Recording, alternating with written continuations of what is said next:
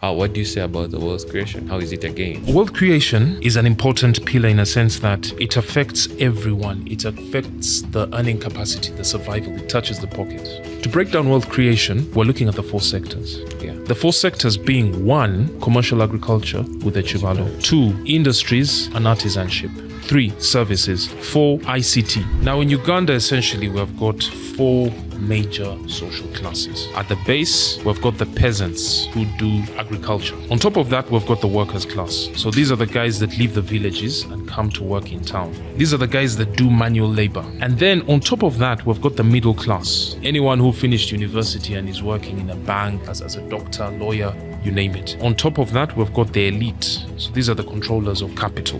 Why is this a pyramid? It's a pyramid because the majority of Ugandans fall under the base, which is the peasants. Are they occupying the biggest population? A pyramid is bigger on the base, and as you go, it gets smaller, This is the reason why, in order for you to transform Uganda, you need to look at who are the majority, who are the peasants. Now, when you look at commercial agriculture in the Chivalo, what we're saying is most peasants have access to at least 4 acres. Would you really talk something about the markets?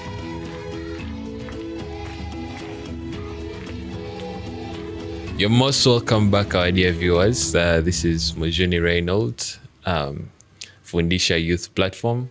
We are having in studio with us. Yes, my name is Kanganoa, and this is Fundisha Platform, Fundisha Podcast. You're most welcome. The hot question is, what gains are we protecting? What gains are we protecting? Because the current government in leadership is talking about protecting the gains, and we are wondering, what gains are we protecting? Sincerely, we really need to digest that and clearly explain that we have some gains that we're protecting. So we hear of the 7 points, and I would like you to shed some light on that. Okay, thank you very much, Reynold. So for those who do not know, the 7 points are the rallying points for the NRM's 2026 campaign strategy, right? And protecting the gains as we make a qualitative leap to middle income status. True. Now, first and foremost, we need to understand that Uganda entered middle income status. And the time Uganda entered middle income status was the time we had the time we brought the number of households, or the percentage of households that were in subsistence farming, down to 33.1%. True. Right? That's true. Now, that's one of the gains. Okay. But you see, in order for that to happen, we need to understand development. Development cannot happen without peace. Peace is a gain. So I'm just going to go through the 7 points of this rallying call of the national resistance movement. The first point is peace. I've already stated that peace is the foundation. Peace is the panacea of development. You can never speak of development without peace. That is why any leader that speaks otherwise, any leader that advocates for violence, is against your well-being. So peace is the first one. Development is the second one. And in development, we speak of economic infrastructural development and social infrastructural development. Economic infrastructural development being the roads, water, electricity, the ICT backbone, to mention but a few. And then social infrastructural development, we're looking at schools, hospitals, to mention but a few. So how many points are those so far? 2. Those are 2 points. Okay, yes. 2 points. So peace is the first one. Peace. Development is the second one. Development. Yes. Now the third one is wealth. Wealth creation. Yes. And under wealth creation, that's where we've got the 4 sectors and the 7 enterprises. Yeah, I'm overview before we go into the 4 sectors and all that. Yes. First, outline the 7 Okay. points. Yeah. Okay. So to outline the 7, The first point is peace. Peace. The second point is We have development. development. The third point is wealth creation. Wealth creation. The fourth point is jobs. Job creation. Yes. The fifth point is markets. The sixth point is regional integration. And the seventh point is strategic security through political federation. Strategic Security through political federation. So those are the 7 points that the national resistance movement is campaigning against. The viewers out there would like to know, how do you explain that wealth creation and step by step, how has it been a gain that we are protecting? For example, I'm just highlighting wealth creation because it's one of those key and most important points that the president is always highlighting and is claiming to have protected, to have gained during his term. So we really want to know, what do you say about the wealth creation? How is it a gain? Okay, so wealth creation is an important pillar in a sense that it affects everyone. It affects the earning capacity, the survival. It touches the pocket, as it were. Before that, clearly explain how we go to wealth creation, beginning with you've already talked about peace. Yes. Development. Okay. So development led to the wealth creation. Talk about development a little and then... Okay, so all these points are interconnected and it's very hard for you to think of them in an isolated way. They only make sense when dealt with or when thought about wholesomely. But the first point being security. Security, as I've already said, is the foundation of development. So we begin with the foundation. Let's think of it as the way you build a house. We begin with the foundation. So peace is the foundation of development. Now, when you have peace, you have the mind, you have the latitude, you have the brain capacity to begin speaking about development. Now, development, we're looking at economic and social infrastructural development. In terms of economic, we're looking at the roads. The NRM has built most of the major roads that we see, especially connecting the different parts of Uganda, right? And with this road connection, we can have, for example, peasants bring their produce that would initially take 3 to 4 days, take about 6 hours, and it is already here. Yeah. When we look at okay, but for now, let's focus on wealth creation. To break down wealth creation, we're looking at the 4 sectors. Yeah. The 4 sectors being 1, commercial agriculture with the Chibalo. 2, services. Actually, let me put it like this. 1, commercial agriculture with the Chibalo. 2, industries and artisanship. 3, services. 4, ICT. Another ICT, we're looking at things that it enables, like business process outsourcing, whereby if you're an accountant in Uganda, you can be able to get a job to do accountancy services for a country out there. My background is in software engineering, as I've already said, and I know so many of my friends who have been privileged to work with countries like the US. In fact, one of the guys who I studied with, he has been a CTO of a US company. He has never stepped there, but he has been working from here. Oh.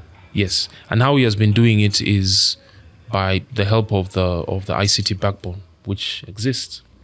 Does it mean there are no challenges? Definitely there are challenges that exist. Like, for example, things to do with electricity. Right? Okay.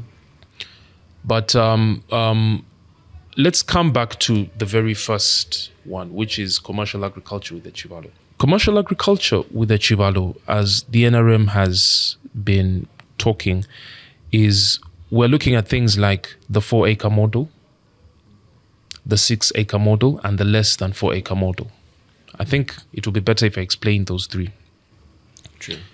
Uganda, why the 4-acre model, you may ask? It has been noticed that most individuals in Uganda, especially when we consider our social strata. Now, I'm going to have to draw something here in order to best understand this. Explaining the social strata Yes. in relation to the In relation to wealth. the first pillar of wealth creation, which is commercial agriculture. Okay. So, Because you need to understand how is Uganda's population distributed. okay. Okay? Sure. Now, in Uganda, essentially, we have got 4 major social classes. At the base, we've got the peasants. Okay? Think of the peasants as your grandmother, your uncle in the village, your brother in the village, the guys who are in the village who do agriculture. On top of that, we've got the workers' class. So these are the guys that leave the villages and come to work in town. This is your mamamboga, this is your border guy, this is your factory worker, right? These are the guys that do manual labor, The workers. the workers. And then on top of that, we've got the middle class. The middle class. This is, for example, you. This is, for example, anyone who finished university and is working in a bank, as a doctor, lawyer, you name it. And then on top of that, we've got the elite. So these are the controllers of capital. Why is this a pyramid? It's a pyramid because the majority of Ugandans fall under the base, which is the peasants. And then from there, we've got the workers and then the middle class, all the way up to the elite. Now, with commercial agriculture with the Chibalu, it is noticed that most peasants are structured in such a sense that presently, most people have access to 5 acres and 4 acres. In the peasants. Yes. So when you talk about peasants, are they occupying the biggest population? Yes, of yes. Uganda? The peasants form the base of the pyramid. Now, Okay. if I'm to show those of you out there, these are the peasants down here. And why it's a pyramid is because a pyramid is bigger on the base, and as you go, it gets smaller. So it means if you're to look at Uganda's population at present, I believe is, how many is it right now? Is it 50? 49.5. Okay, about 50 million. Yeah, right? about 50. About 50 million Ugandans. Majority of those 50 million fall under the peasants. Oh, Okay? The Is biggest that- majority. Yes, the biggest majority. should we criticize that, or it's also a gain? It's a result of our historical context. Okay. Okay? And this is the reason why, in order for you to transform Uganda, you need to look at who are the majority, who are the peasants. Now, when you look at commercial agriculture with the Chibalo, what we're saying is most peasants have access to at least 4 acres. But then remember, they are what we call bad practices that have been going on that make land become useless. Land is a factor of production in economics. It is a form of wealth. But there's a difference between wealth and development. You may have a form of wealth which is land, but if you do not know how to harness its potential, you're going to remain poor.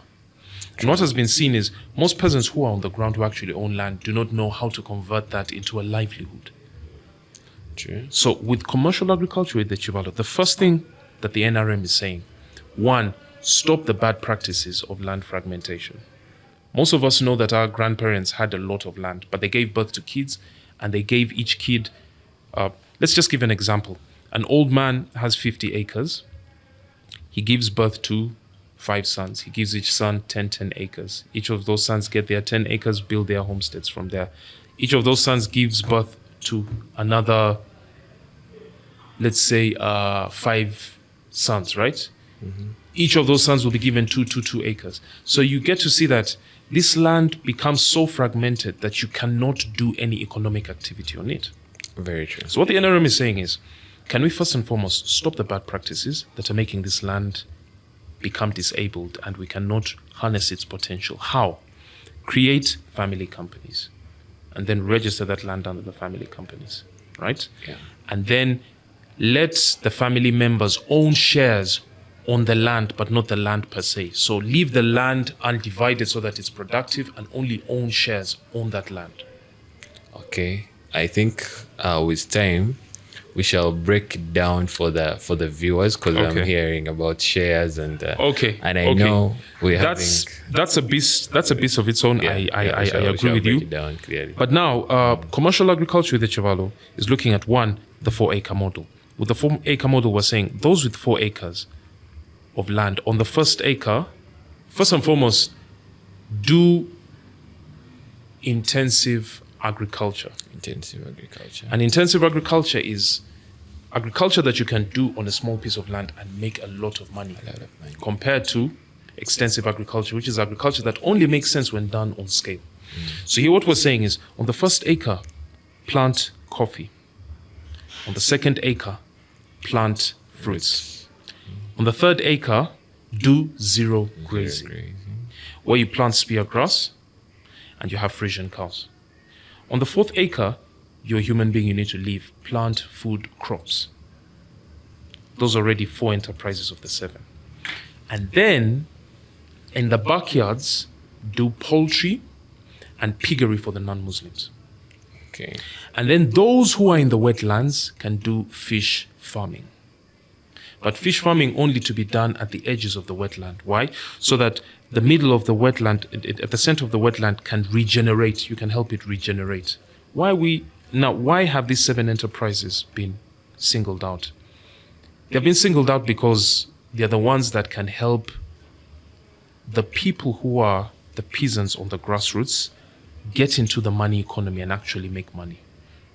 There are places like Busoga right now where you find someone has 4 acres and he's doing extensive farming. He's planting what they call evicado. He's planting sugarcane. Sugarcane, which will make him, on average, 4.5 million shillings per acre per year. When it comes to the wetlands, many of them, first of all, are destroying the wetlands by doing things like rice farming. But rice farming, which will make him about 5 million, per acre. And yet, when you get into fish farming, you will be able to make a gross of about 100 million with a net profit, if you remove your running costs, of about 70 million. True. Right? Now, when it comes to coffee, we know how much guys can make on coffee. When it comes to fruits, the statistics is there. Yeah. So, commercial agriculture with the Chivalo is the 4-acre model. And then those who have 6 acres, with the first 4 acres, give the enterprises, the 7 enterprises. And then with the remaining 2 acres, you can get into extensive farming, which is you can plant your sugarcane, you can plant your cotton, you can plant your maize, you can plant your tobacco. Because tobacco, as you speak right now, can make you a profit of 2.5 million shillings per acre. So you're clearly saying intensive farming of wealth creation and agriculture business. Yes. It is for those with 4 acres and less. Yes. Then extensive farming is for those with 4 above 6 and more. Above 6 acres and above. 6 acres and above. Yes. And above. And then those who have large plantations, because we still need extensive enterprises, can go into tea farming, maize, because it will only make sense when you do it on a massive scale. True. So one of the reasons why many people have been trapped into poverty is because they have not been educated in how do I best utilize the land effectively and efficiently in order for me to make money. And we have so many cases. Like, for example, in Eastern Uganda, we have the case of Ijara. In Western Uganda, we have the case of this gentleman called Nyakana, who has actually made a lot of money off 1.5 acres. And Nyakana has actually employed people. There was a big number of people that he's employing from the 1.5 acres. Exactly. So now that's commercial agriculture with the Chivalo. Yeah. When we move to the second one, which is industries and artisanship, we have the different industrial parks that have been created. Yes. Yeah. For example, in Mbale, we look at in Luero. I mean, these industrial parks so far are employing individuals, right? But then there's also the question of artisanship. The artisan class was decimated by the colonialists. We had those artisans. And that's one of the reasons why there are funds like Emyoga that exist for those people. Who are the artisans? These are your welders, these are your carpenters, right? True. Right? And then the third one is services. Services like what? Transport. Your border guy, I'm sure you've got a border guy. The lady that serves you food, those are services. Hospitality is a service, right? True. Yes. And then ICT. I already mentioned that one. That was one of the first ones that I explained, whereby youth have to learn how to harness ICT beyond just going onto TikTok. But how do I use that to make money? To make money. Yes. To make money. So I would like you to feed in the wealth creation model into the social strata. Okay. Who are we targeting? Who are we looking at? If we are saying that the 7 enterprises or the, what are we looking at? How is it feeding in the social strata? Okay. And how is it inclusive? Okay. How is this project inclusive for all the... So this is one of the things that many of the people in government need to understand, that the pyramid, the 7 enterprises, the social strata, all come in. The government has had different funds that have been existing. We've got the Youth Livelihood Program, right? Youth Livelihood Program. We've got Emioga, right? We've got the Parish Development Model, which is a beast of its own. And if you can give me time next time, I can actually break it down for you and show this to you in principle, how the Parish Development Model is Uganda's best footing, in the sense that if we do it well, right, not only will we get the 33.1% that of households that are in subsistence farming into the money economy, but we will be the benchmark for East Africa as a region and Africa generally. For cheap credit. Yes.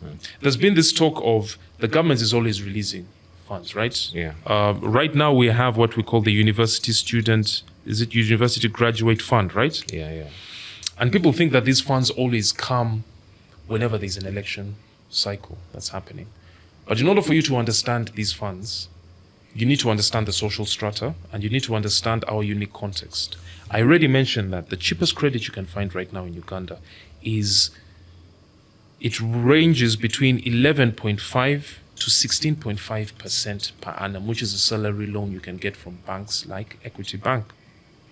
However, how do you get credit? Because in order for you to do business, anyone who is into business knows that credit is a very important thing. True. And we've just said that one of the pillars being industries and artisanship. Many of these industries are started by people who are getting cheap credit that is as low as 2% per annum. And many of them are given at least 5 years before they even start paying. Before they begin, yeah.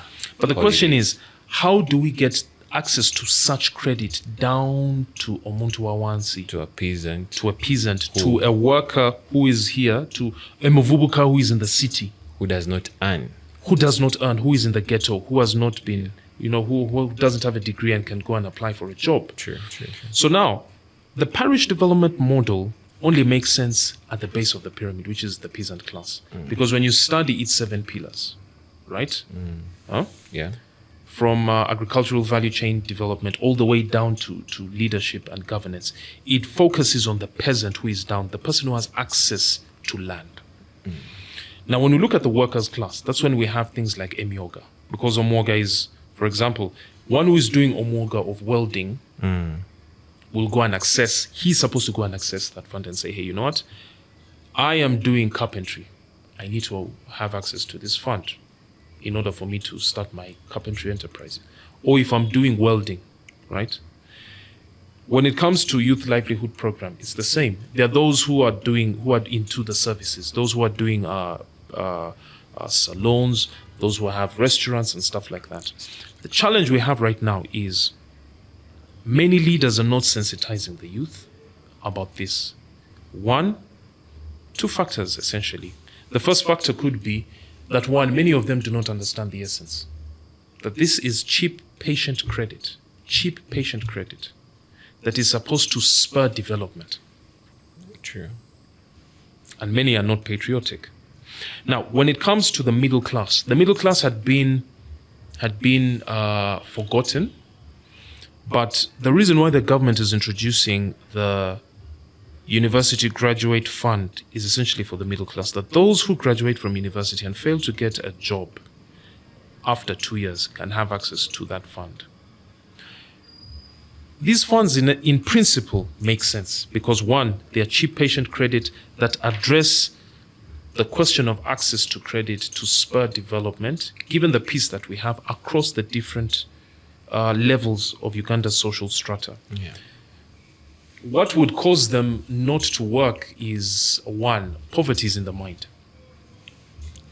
And we need to address the question of ignorance, misinformation, and disinformation, and lack of patriotism. Because even when it comes to the question of patriotism, it still comes back to ignorance. It's true. Yes. As long as the leaders do not understand that as a leader, I am only as good as the people that I lead, right? And these platforms that the government has brought are socioeconomic platforms that have come to harness the potential Uganda has because we are in a golden age that was ushered in by the peace that we had. Border to border in 2007, the infrastructural development, the social infrastructure that has been brought in, the different schools that exist, the different hospitals that are there. Because do you know that right now, most people only know of Molago. But there are health centers at every level, from health center 1, health center 2, health, all the way up. All the way up. The leaders are supposed to be sensitizing the populace and telling them, hey, Molago is supposed to be a referral hospital. But if you've got small, simple ailments, the different health centers should be able to come through. So obviously, there are the challenges of corruption, which need to be addressed. Yeah. Yes, because if at all a health center is not getting the medication it's supposed to get, or let's say a doctor, or let me say a health worker is removing these and putting them into their private pharmacies, then the purpose would have been defeated. So we're clearly saying that since the leaders are not doing their mandate of informing these people, yes, of curbing the widespread of ignorance, yes, misinformation, yes, and disinformation. Yes, we have come up with this platform to pass on the information freely. So yes, we would like to, encourage our viewers, to be part of this move to curb the spread of disinformation and yes, misinformation, yes, by continuously, coming up.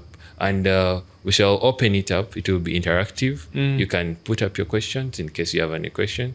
And if you feel like that you want to take part and have a different mind, we are open to challenges. We are open to challenges with information and facts. Yep. Yeah. So let's, with that said, we would like to continue to go on to the elite class. We have not talked about the elite and as being taken care of. Should we say they are the bureaucrats and the aristocrats we have right now, or? Okay, in essence, the elite are the controllers of capital. Oh, true. So there is no fund that is needed for them, in essence, because these are the controllers of capital. But you see, the elite need to understand that the reason why it is easy for them to do business, for example, the building that we are in right now, this is what we call an ecosystem, right? So the elites are the controllers of capital. They're the ones that set up the ecosystem. They're the ones that own the buildings where business actually runs, right? But it's very important for them to, first and foremost, understand that the reason why they are able to run business is because of the peace and security that we have. You see, it's easy for you to take these things for granted until you go to countries like South Africa, places like Cape Town, whereby communities are starting to have their own local militia. In Uganda, it's easy for you to just walk from here to there. No one is going to come and frisk you up with a knife and tell you, hey, does it mean that security is 100%? No, but it's not as bad as it is in other places. Do you get the point? Yes. And what should I say? The leaders, everything rises and falls on leadership. For as long as we don't have leaders who understand that we are in a golden age and sensitize the populace on ground, especially the youth, that youth is like money you must invest it. If you squander it, you will be in poverty. Okay, so as Fundisha, the purpose of this platform, this podcast, is to deal with the three-headed beast of misinformation, disinformation, and ignorance. Poverty is in the mind, and so is prosperity. And what we're saying here is we're calling on to all the leaders to sensitize the electorate on ground, because the only way that these programs will make sense is when there has been mobilization, first and foremost, but most importantly, when it has been synthesized and localized, that what we are talking about here has been brought down to the grassroots, and all the leaders have access to their different electorates, and they can sit down with them and tell them that, hey, the government has put these policies in place. One of the reasons why we have heard of individuals who are getting government money, for example, PDM, and they are drinking it and stuff like that, is because they do not know that this is seed. This is cheap patient credit. That is an alternative to your Shylock or your money lender who will give you at 20%. At 20%. You get. And that brings me to the issue of market. I know our time is fast spent. Yes. But the issue of market, I see an issue of patriotism. Yes. And I think the beast of misinformation and disinformation is causing a low rate of patriotism among the youth. Many youth are leaving the nation and they're not building Uganda based on these principles. Yet these are principles that have been tested and approved. And we have clear practical examples that show that these are profitable principles, you know? So I'd like you to give a parting shot, because we haven't talked about the regional integration, strategic security. That is food we shall chew on some other time. We shall continue with that in our next episode. But would you really talk something about the markets in relation to the wealth creation? And okay. So markets is part of the 7 points. But markets begins with Uganda as a locale, where if, let's say, Mujuni, you're from, what's your constitution? Yes, you're from Shema. Let's assume you're into milk production in Shema, right? Yes. If all of you in Shema are in milk production, you're not going to sell each other milk. However, if your milk comes to my area where I'm from, let's say Iganga, right? Yes. And you drive your truck all the way from Shema to Iganga, and I distribute it for you. That's patriotism, which means I gain because you're alive. You gain because I'm alive. Very true. Very true. And patriotism in this sense is the question of how do we need each other? Now, if I know that I need you in business, right? Where I know that if, let's say, one of the biggest produce from Busoga is, let me say, for fruits, let me say avocado, for example. If, let's say, I planted the best avocado, it will only make sense that I transport it to a place where it is not being produced, so that trade is enabled. This is not about identity. This is about trade. This is about economy. And then eventually, one of the reasons why we need regional integration is because wealth creators are creating products. But Uganda is not enough. It's not enough. There's a time we were at a place where some growers of maize were telling us that the market for maize has gone down, the price of maize has gone down, and we're telling them this is the reason why we need regional integration. If we have regional integration, we can take maize to Congo and sell it to them because they do not have maize. Right? Yes. So that's it. With that said, I think we have come to the end of this session.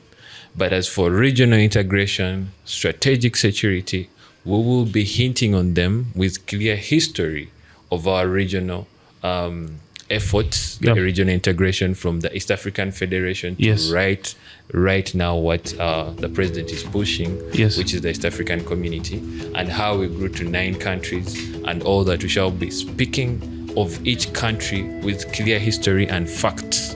So we would like to ask you to keep your eyes locked in, anticipating, read something about it, so that when we come, it's an interactive podcast. Yeah. Yeah. Yeah, but we'll be looking forward to seeing what you guys tell us on your comments. Yeah.